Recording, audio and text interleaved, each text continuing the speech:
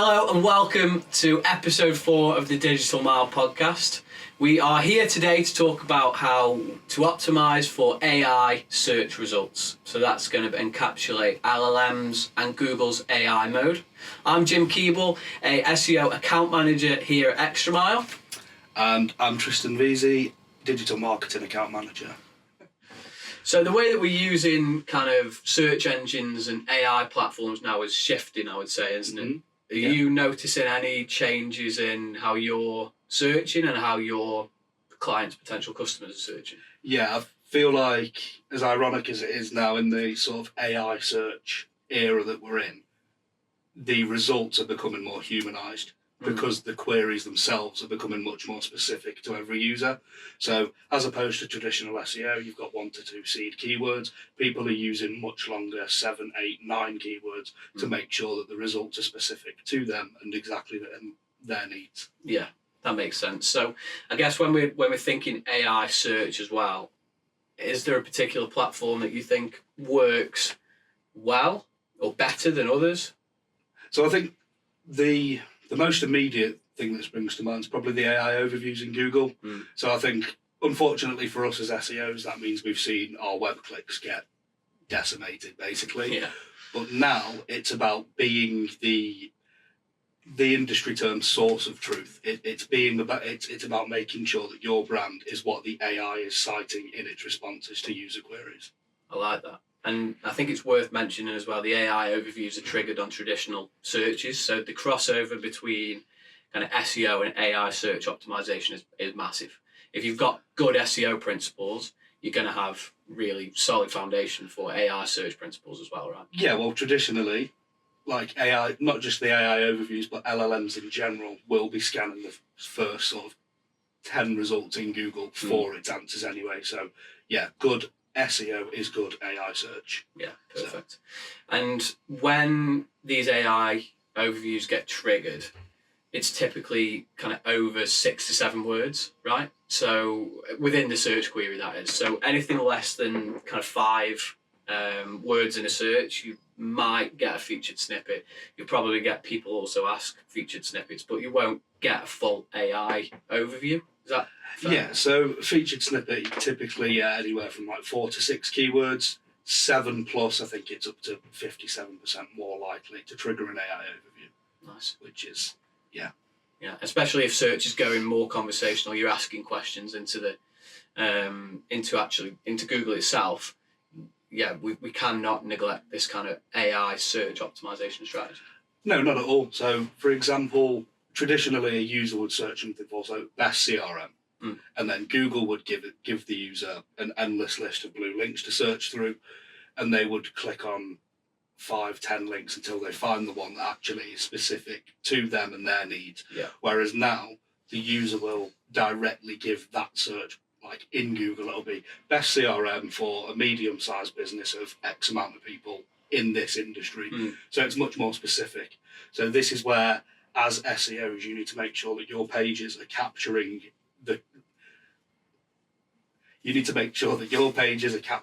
traffic that isn't just generalised, because it's all well and good having 1,000 users land on your page and only one of them is actually relevant and your services and products apply to them. Yeah. The idea with AI search now is where it's more quality over quantity. So the volume's much lower, but the user that does land on your page is much more likely to take like a high value action because you've answered their query directly, or the AI's answered the query directly, and therefore like they land on your site with some pre-installed trust.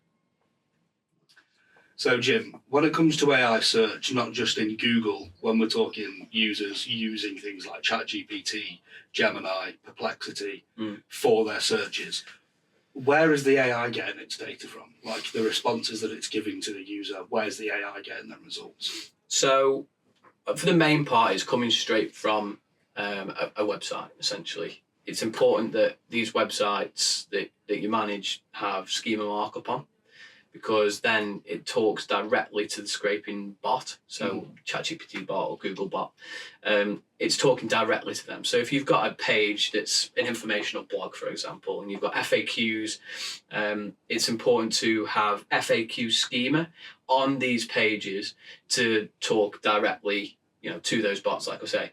If you are answering a question that you think people are answering, and you've got it explicitly in the schema markup file on your website, the answer, then you are more likely to appear in the output of these LLM platforms. Yeah, and I think an important sort of side note to that as well is if you're answering a question, whether that is in blog format or an FAQ format, it's important to answer the question directly, isn't it? In the first 1 to 2 sentences. Yeah. You can then expand on that point further. But the AI, as I'm sure we've all seen, it loves to pull responses where you will get a direct answer to your question, then it will expand with things like a bullet point list, and it'll go more in detail. Yeah, definitely. I know that one of the things that we love to work into the project schedules for some of our clients are too long didn't read summaries.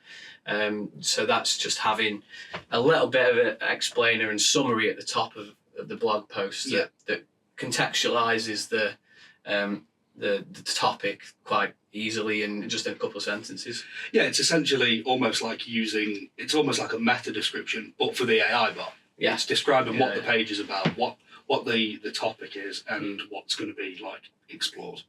So we're saying about all of these long tail keywords, which are anything longer than 6 or 7 words. Does that mean that short tail commercial intent keywords are dead? Not at all. No. Okay. So you need your target SEO keywords essentially. It's like they're going to be your seed keywords that you're going to then use to build your long tail keyword strategy around. So you would then use, i.e. primary products and services, naturally you want to rank well for those pages in terms of organic SEO, not only for the purpose of driving traffic to your website, but typically an AI search with an LLM or an AI overview, the higher your page is ranked, the more likely you are to be cited as a brand within LLMs anyway. So basically you'd want to build out your seed keywords and then focus on questions around your product, your services that users might be asking. Yeah, that makes sense. So I think what Google and these ChatGPT LLM systems are trying to do is put the right intent, put people in front of the content with the right intent within it. So the commercial pages need to have commercial keywords, the short tail keywords that we call it, anything less than 4 words in a phrase, and then map the other people to an informational page, say. Yeah. Is that fair to say? Yeah, I also think that in terms of search intent for long tail keywords, yes, you still do have informational, commercial, transactional, but I think there's also there's different stages to that too. So with long tail keywords, there's going to be condition specific. Yeah. So that's where, in the case, again, circling back to using a CRM, for example, somebody may ask, okay, this CRM is appropriate for my business, for the size of my business. Will it work on my 5-year-old MacBook laptop? Yeah. And although that sounds a little bit messy, by answering those sorts of questions, you're just appealing to the more human side of search, as opposed to just answering questions like a robot for the robot. Yeah, and at the end of the day, humans convert, don't they? Robots don't necessarily convert. Exactly. Although we are moving into a bit of a messy situation with agents and people AI bots being able to interact with websites. Yeah, well, this like we keep saying to our clients now, is AI is basically doing the search for the user. So instead of the user, like I said before, sitting there and going through 5 to 10 blue links on Google, the AI is doing it for them, and it's basically spoon feeding them the best recommendations based exactly on what they want. So, Jim, when we're doing SEO keyword research for our clients, typically we're looking at things like good search volume, low to medium difficulty, and naturally we want the intent to match the page, the website as a whole. Yeah. When it comes to more conversational based queries, what's important to look at then? I think it's worth setting an expectation of lower search volume, number one, because how specific is the CRM example that you've given a couple of times? It's very specific. People just won't be searching that unless they're at that point of their sales funnel where they're so far down that they're ready to convert.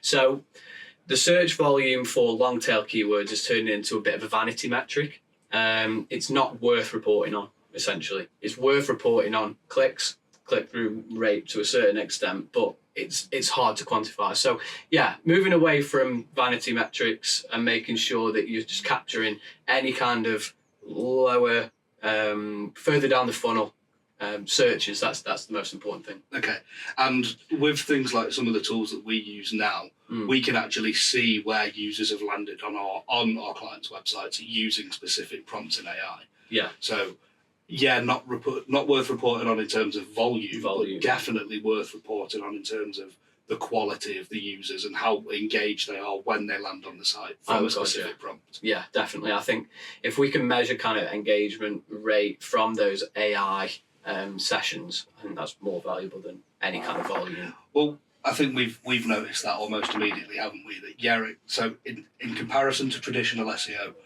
not just like search volume, but general volume of traffic is far lower. But the users who come to the site are spending much longer on each page, and they're generally more engaged with the content, more likely to convert.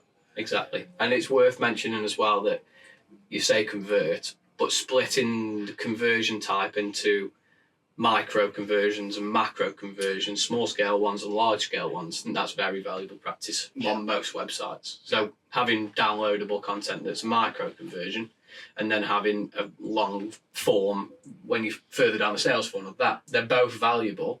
One is a lead, a qualified lead, hopefully. The other one is something that can make someone qualified. So how do you see the importance of micro and macro conversions in your clients and on websites? I think, again, in relation to AI search, it's about being that answer that the user was looking for. So even if your first touch point with them may actually be within the AI overview. That might be the first time that user's ever even seen your brand or heard of your website. But then say if that user follows that AI overview through to your website, even if they don't convert immediately, if they download a spec pack, some white papers, they can then take that away, and however long they may need to process the information you've given them, it means next time, essentially, they're not going to need the AI again to do that search. They're going to come straight back to you, which is where you want to be as a brand. It's sort of making that impression on both levels. Yeah, definitely. And that's where it kind of makes it hard to do the channel attribution into, because they might have seen you from a non-branded search on an AI platform, and then they download a spec pack, for example, and then come back to the website for a branded term, which doesn't necessarily go down as an AI conversion, but the first point that they found you is from AI. Exactly. So it's a bit of a mismatch. But at the end of the day, if you've got that multi-channel approach to search and to marketing, then I think you're ticking all the boxes, right? Well, that's just it. Particularly, so for our clients within B2B, the sales cycles are much longer. Yeah. It's highly unlikely that a user lands on your website for the first time and immediately converts. Yeah. They're going to go away, and obviously they'll use AI to do research as well, but they're going to look at your social media platforms. They're going to just find every example of you, whether that's discussions in Reddit forums.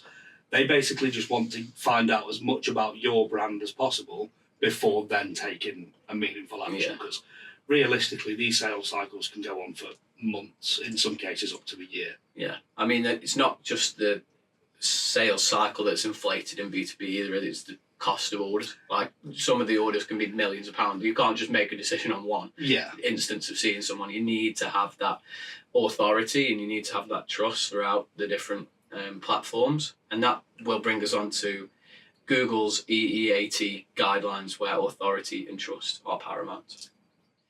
So is this content quality thing just come out of nowhere, or has Google been alluding to it with helpful content updates in its EEAT guidelines? Yeah, I think they've been sowing the seeds for not just AI search, but general helpful content for probably maybe even 2 years now. I feel like this has been going on for. So naturally, with the improvements in generative AI, more and more people are using AI to generate written web copy for them. Mm. That's okay to an extent. It's fine to use it maybe for help with structure and to provide sort of talking points. But the problem that you get then is it just becomes a cycle of recycled information. Yeah. So the AI isn't learning anything new. The AI is going to keep regurgitating the same thing that it's spitting out every single time. Mm. So this is where you, as like an authority in your industry, you need to demonstrate like unique insight, expertise within your content and provide information that the AI doesn't already know. Because otherwise, why would an AI cite your website when you're saying the same thing as 10 of your competitors? It wouldn't really, would it? And that's why it's important to adhere to those guidelines and keep on top of algorithm updates, because one of the things that Google's penalised websites for in the past is churning out content that's like en masse, and it's just got a couple of variable changes. So say that you're doing like location landing pages, like, I don't know, marketing services in Birmingham, marketing services in Liverpool, and just changing the location name is causing impressions, clicks, click-through rate, and visibility in general to just go down for those pages. Well, yeah, that's like being penalised for scaled content abuse. So That's the one, yeah. It's become easier than ever now for a one-man SEO team to upload 100 blogs to his website every month. Yeah. Realistically, that's not doing you any favours at all. No. It's about demonstrating real human expertise and experience. So that alone is a massive trust signal. So when you go onto a website and you read an article and there's an author block at the bottom, who's written this content? How long have they been in that industry? Is there a link to their social media? Automatically, that information is more valid as opposed to just what we call AI-generated slop. Slop. Great phrase. In terms of free tools that somebody could use then, Jim, to Yeah. get long-tail keywords for their website, what would you recommend? So I think number one is Google Search Console. First party data is coming straight from your website, essentially. So my little tip would be to go into the query filter for your website's performance, and then just drop in the typical starts of questions. So the who's, the whys, the hows, the whats, the whens, and find what kind of long tail queries your site is currently ranking for. You can then pull out the pages that are ranking for these questions and optimize the answers accordingly. So it might be a case that you're not making your answers as unique or as adherent to the EAT guidelines that Google has. So you can just tweak them, and then you can also go into the relevant pages and add schema markup, so that you're talking directly to the bots that are scraping it as well. But in terms of making it quantifiable, I know that you've got some tips on how to report using SEMrush. Yeah. So to report on like overall AI visibility, there's now an AI visibility tool in SEMrush, which is absolutely brilliant. It shows you the topics that your brand's currently performing for, where you're cited, and most importantly is where you're not. Yeah. So there's particular topics and prompts that users are giving to like LLMs that maybe your competitors are ranking for, and you need to be in that conversation as well. You need to be there. So for me, I would be reporting on overall AI visibility score, and I would also want to see my performing topics going up over time as we begin to optimize the website. One thing I also like to report on is AI overview citations. I know they're much more volatile, but I still think that there's value there. I think especially when it comes to your priority service and product pages being cited in the AI overview, I think we essentially call it jumping the queue sometimes, don't we? So we have clients who are in very competitive industries, maybe organically a particular service page is stuck around rank 3, 2. You get into the AI overview, you're jumping straight to the top of the SERP. Yeah, and typically in the past, like position 2 has been ace, hasn't it? Like, it's awesome, it's a massive win. Now position 2 is at the bottom of the page, so like you have to be in that AI overview or position 1. Yeah. Otherwise, you're just not seen. Exactly. Yeah, exactly. Thanks for listening to this episode of the Digital Mile podcast, where we've looked at how to optimize for AI search. If you want to stay up to date with the latest AI search developments, you can follow us on YouTube and subscribe on Apple Music and Spotify for this podcast to go directly into your notifications when it's released. Also, follow us on the social media channels, LinkedIn, Facebook, Instagram, where you can stay up to date with not just AI search updates, but everything that's going on at Extra Mile.